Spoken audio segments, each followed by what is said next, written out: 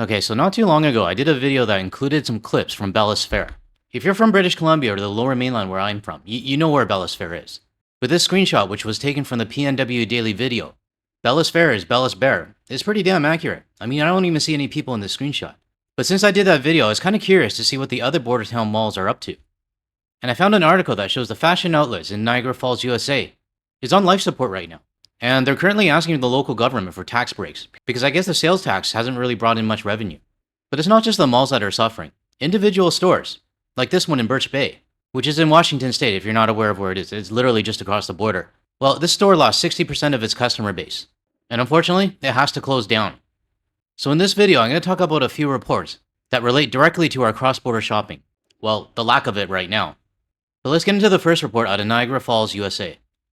There is an effort underway in Niagara County to help stabilize the financial future of the fashion outlets of Niagara Falls, USA. The owners of the outlets have approached the Niagara County Industrial Agency looking for tax breaks and incentives, citing challenging retail conditions and a decline in shoppers traveling in from Canada. Now, we've talked about taxes in the past on my channel. Whether it's sales tax, hotel tax, tourism tax, whatever tax it is. We've heard reports out of San Diego and Portland where they've had to cut fundings as well as let go of staff because the tax revenue wasn't there. I have to give credit to Wayne Smith for bringing this up during my first interview with him, because it was something I didn't really think about. But now we're starting to see the effects of it. In this mall, they're asking for a $10 million tax break. I have another report that I'm going to read out, but let's just finish this report first. Niagara Gazette reports the full ask is for $17 million in tax breaks. Sylvia Virtuoso, the supervisor of the town of Niagara, tells me she expects this agreement to be approved, pointing to the outlet's importance as an employer and key tax generator for the area. Sales tax generator for Niagara County, not just town of Niagara. It provides over 50% of the sales tax. It employs 800 people in that mall. Now, 800 people's jobs are at risk right now because we're not coming across the border. And the first thing I thought about when I heard about that is, who are these 800 people?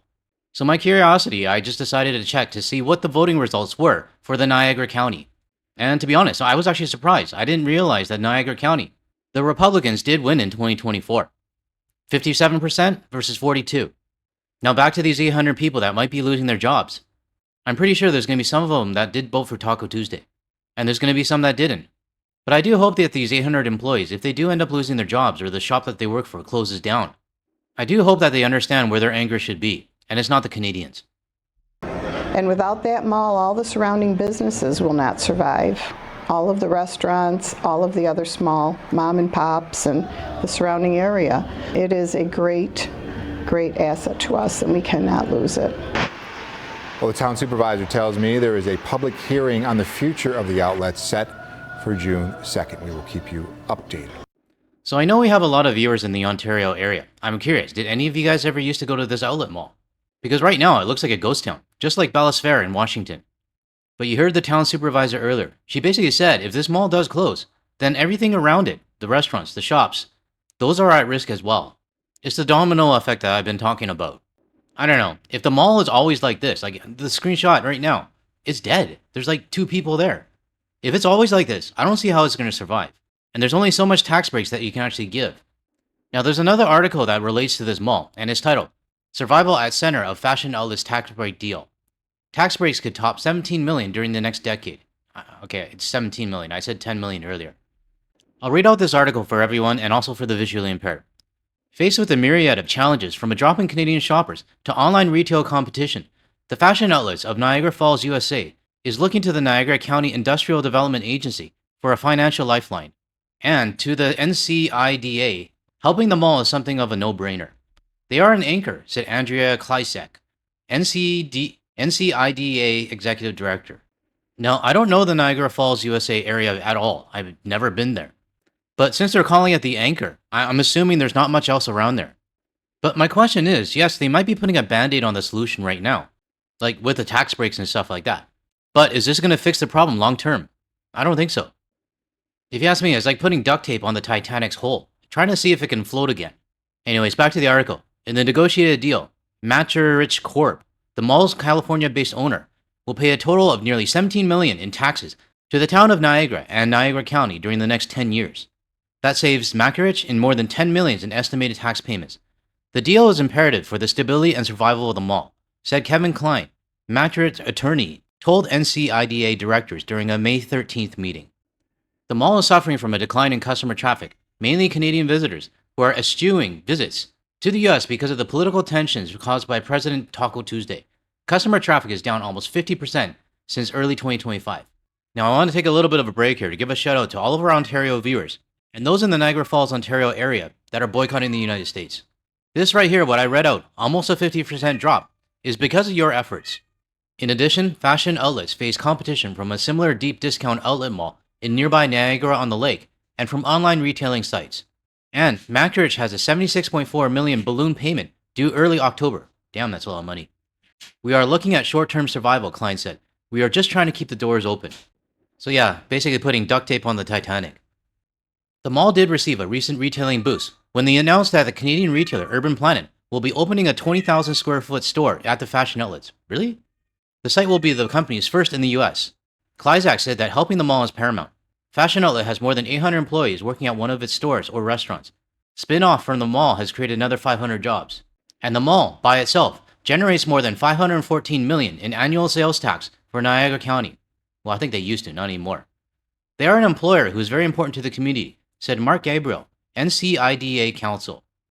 Now, I want to go back to this $514 million number that they put out, and also the percentage of being 50% down since early 2025. Not having this money is not only detrimental to this mall, but to the county itself. I mean, let's just say that Canadians contributed about $200 million to that $514 million. Who knows, it could be more, it could be less.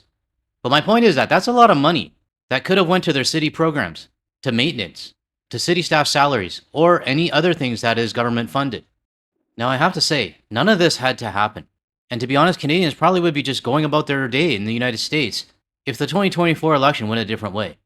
But this photo right here, which was taken from the article, it looks bad. I mean, like 1, 2, 3, 4, 5, maybe 5 people just walking around in the mall. And without foot traffic, I don't see how any of these shops survive, despite the tax break.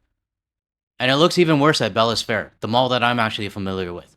I would actually love to do a video of a mall compilation of all the border town states, but I'm not going to ask our Canadians to go down and take a picture. So the only way I would actually be able to do this video is if we have some US viewers that live on the border, and they'd be willing to take videos or pictures of malls that Canadians used to go to. So if I have any US viewers that live by malls that Canadians used to go to, and if you're free and available, and willing to send some videos or photos, send them over to me via email. But it's not just the malls that are feeling the pain. Boutique shops across the border are having problems too. This next article comes out of Washington State, and it's titled, Citing Drops in Customers from Canada, Birch Bay Boutique Owner Announces Closure. Now, if you're unsure where Birch Bay is, it's just across the border, just below British Columbia. And I used to go golfing right here, where the arrow is. And there would be lots of BC plates in the parking lot, and I actually just remember this story. There was one time where my friends, we were in the parking lot, and getting our golf bag and everything ready. And this US citizen basically snarkily said, "Don't you guys have golf courses in Canada? It's no wonder we can't get tee times anymore." Now, back then, I didn't think anything of it, but I'm pretty sure the guy can get any tee time he wants right now. I totally forgot about Semiahmoo Golf Course until I took this screenshot, but I thought I would share it with everyone. But this boutique that we're going to be talking about is in the same area, and the strip mall that it's in, I'm very familiar with. I remember they used to have a Jack in the Box there. But back in my early 20s, we literally would just cross the border just to go to the Jack in the Box, and even Krispy Kreme, and then head back. I remember CBP's reaction every time. They'd be like, "Seriously? You're crossing the border just for Krispy Kreme or Jack in the Box?" And we were like, yeah, why not? Anyways, I want to get back to the story about the Birch Bay boutique closing down. And this one's dedicated to all my fellow British Columbians. A Birch Bay business is closing permanently about a year after its owner began to notice a significant drop from customers and revenue from Canada. Susan Smith launched Betty Be Good Boutique in 2012, and in 2013, she opened her brick-and-mortar location off of Interstate 5 in the Birch Bay Square Shopping Center.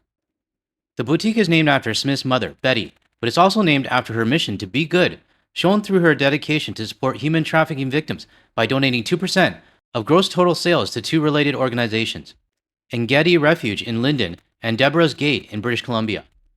Smith told the Bellingham Herald in April 2025 that she experienced an 80% decline in Canadian shoppers, which makes up about 60% of her customer base. "I don't count on seeing any Canadians, to be quite frank," Smith told the Herald in April 2025. "I think there's a total boycott of American businesses and US-made goods. I understand, so I'm conflicted. But you know, Washington is very friendly, blue state. It's very warm to Canadians.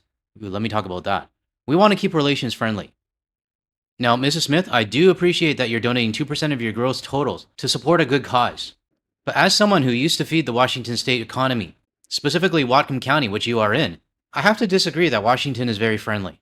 Because every state in the United States, whether red or blue, does have its fair share of Taco Tuesday voters. You might not be. I don't know who you voted for. But it's possible your next door neighbor, your relatives, the shop next door to you, your accountant, or your staff possibly voted for Taco Tuesday. The 2025 summer season brought a few more customers to the shop, but not as many as past year, Smith told the Herald in October 2025. Some Canadians returned. I would estimate 10% more. But we also had a revival by visitors from California and Oregon, Smith told the Herald in October. The boutique is set to permanently close next month after 13 years of business, according to May 15th social media post from the business. We're letting go of the space that no longer serves us and embracing a new beginning. We will continue to offer affordable fashion. That won't change. We'll continue to support survivors of trafficking. That will never change because it's burned in my heart, the post states.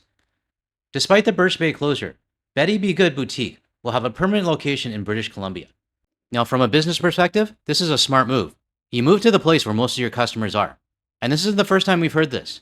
Because back in November, another company that was based in Point Roberts also moved to British Columbia. And they're now based in the Tsawwassen Mills Mall. I think me saying Tsawwassen Mills Mall should prove that I'm from BC. It's like saying Ghilardi Way as well. Only the locals would know that. Back to the article.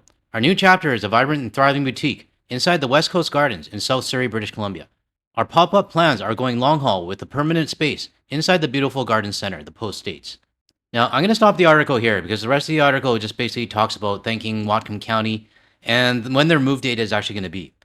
But this company here is actually lucky they can move to British Columbia, where 60% of their customers are based. Not all companies have that opportunity.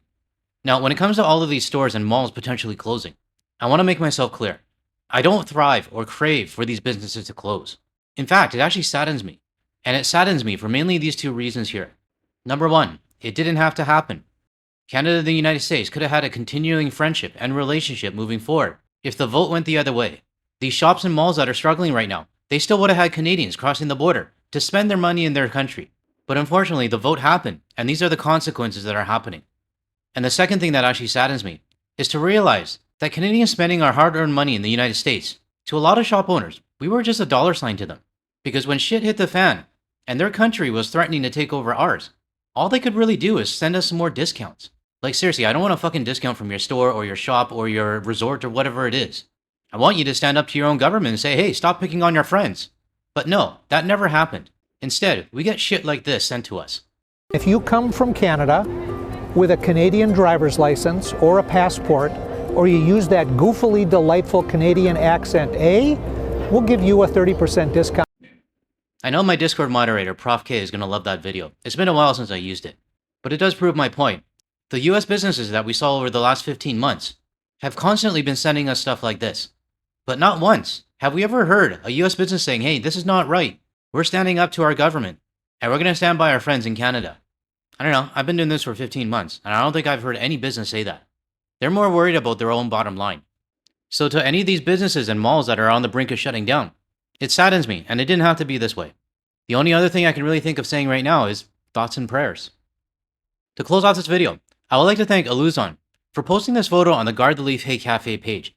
And this photo was taken from the Ottawa Tulip Festival. I was trying to figure out how to put the co-host inside the tulip bed, but my Canva skills, they suck. So I mean, that's the best I could do. But I really appreciate you posting this photo and sharing it with the community. Alright, that's all I got for this video, everyone. If you found any value in anything I said today, or you want to hear more from a Canadian and international perspective without the US media bias, make sure you hit that like and subscribe button below. That way you'll be notified of my future videos. And make sure you choose the all option so you're notified of all my videos. And if you're still here, I really appreciate you staying to the end. Thanks everyone, I'll catch you in the next one.